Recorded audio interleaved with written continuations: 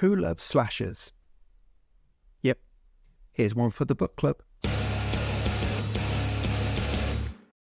Hi everyone, welcome back to my channel. I'm Dave Musson, at Dave Musson on Instagram, and this is a place where normally I talk to you about Stephen King, but in this feature, I recommend you books that I think you will like. Do check out the links in the description for my Stephen King train. I was going to go wrong anyway.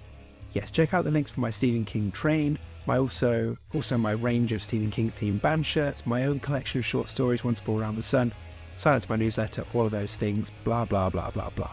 But this time we are back in the book club, and this is where I'm recommending books that I've really enjoyed and that I think you will as well. So it's all positive here, spoiler-free reviews, as well as the synopsis and a bit about the author, and I'll try and align these books to a Stephen King book to give you that point of reference to help you decide if you want to go and check this one out for yourself. Okay? So this time, this is the first of, I guess, what I'm calling flashbacks. So books that have been out a while that I obviously haven't talked to you about it yet because this is a brand new feature, but not stuff that has literally just come out. Okay, this is one that came out from the summer of 2024, July of 2024, and it's another indie horror author. Let's get into it. This is The Axe Remembers by Marcus Hawke. Okay. The Axe Remembers, novella by Marcus Hawke, and this is the synopsis for it, short but sweet. He's called the Redwood Ripper, an urban legend said to be the vengeful spirit of a woodsman who haunts the wilds and hunts those who take more from it than they give. When he awakes one fateful night, commanded by the wind itself, the crew of a timber mill on Vancouver Island will know that the legends are true. And in terms of a bit more about Marcus, so Marcus Hawke is a writer primarily of horror and dark fiction, some fantasy and sci-fi, and a few things that defy categorization. He was born in Toronto, moved around quite a bit during the dreaded formative years, and finally settled in Calgary, where he studied at the Alberta College of Art and Design. Many moons before that, he had aspirations of becoming a filmmaker, and, well, a long story short, that didn't happen. But one thing that wasn't curtailed in that time was his love for stories and the written word. Starting with the likes of R.L. Stine in childhood, it grew into a full-fledged possession thanks to the works of Stephen King, Anne Rice, Ray Bradbury, and J.R.R. Tolkien. He has also got plenty of other great books for you to check out. Ones I can personally recommend for you if you enjoy this one. Grey Noise, creepy as heck, really enjoyed that. And he's also spearheaded a couple of excellent collections of short stories featuring loads of indie horror authors. So there's the Halloween-themed one called October Blood and a vampire-themed one called Dead of Night. He has other books as well. I haven't read them yet. So while I can't definitely recommend them, I'm guessing they'll also be pretty good. Okay, enough background. Let's get into my review of The Axe Remembers. Right, let's get into it. I ploughed through this blood-soaked novella like an axe through butter. Is that even a thing?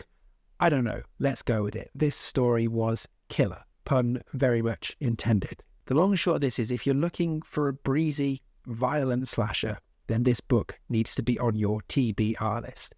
If you don't know what a TBR list, it means to be read.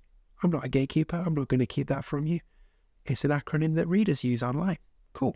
There you go. You've learned something. This one has everything you want from a slasher. It's a cast of unlikable characters that you are frankly itching to see get off.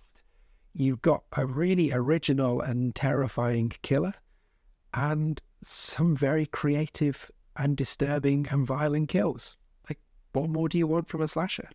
The kills in particular are delivered with quite uncompromising, wince-inducing details. It's great. But beyond that, there's actually something in this story that goes deeper than just some really great kills of annoying people. There's an undercurrent throbbing throughout, a message about what we're doing to our planet. And it made me think a lot in ways that I wasn't expecting a violent slasher novella to make me think. And I think it will do the same for you. So, yeah, it's kind of blood, guts, and also, interesting. What I really enjoyed in this, though, was just seeing Marcus really flex his writing muscles. So the kills, the gore, the violence, all brilliantly written, but there's also an incredible amount of beauty and poetry in the way he's describing the landscapes, and actually going back to the violence in the sort of final, this is it, end of your life is coming right now moments that we see most of the characters get to suffer. Like, just really eloquent prose.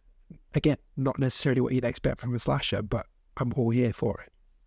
I'm also really impressed by the originality of the Redwood Ripper, and the lore that Marcus has built is great. I want more of it, and I would definitely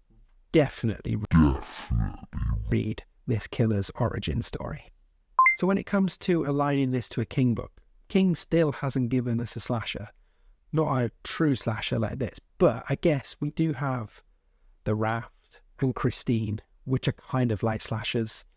So yeah, let's go with that as a comparison point. But come on, it's a slasher. You don't need me to give you a Stephen King point for this one, really. It's a slasher. Do you like slashers? Of course you do. You will like this book. Cool, go read it. So to sum up, I basically blasted through this in one sitting, had an absolute riot of a time with it, and I think you will too. If you're looking for a fast-paced Canadian slasher that'll make you think as well as make you go, oh, then this one will really be for you. As I said at the start, this one came out in July. It's available now in paperback and on Kindle. Do go and give it a go. And if you enjoy it, as I've said before, particularly with indie authors, get a review on Amazon, review it on Goodreads, talk about it on social media. It's a small thing for you to do, but it makes a massive difference to indie authors, and it really does help. It really does help those books reach more people. Honestly, one review can be hugely beneficial. So don't be shy in shouting about it. Your favourite author could well be one of these indie authors that I throw your way. And I really hope you go and check this one out from Marcus. Okay, that's it. Another episode of the book club done. Do let me know if you're going to check this one out. I can imagine plenty of you are going to enjoy this. And if you do check it out, as well as doing all the reviews and stuff, when you get a chance, come back here. Let me know what you thought of it. But other than that, thanks for watching, and I will see you again for another chapter in the book club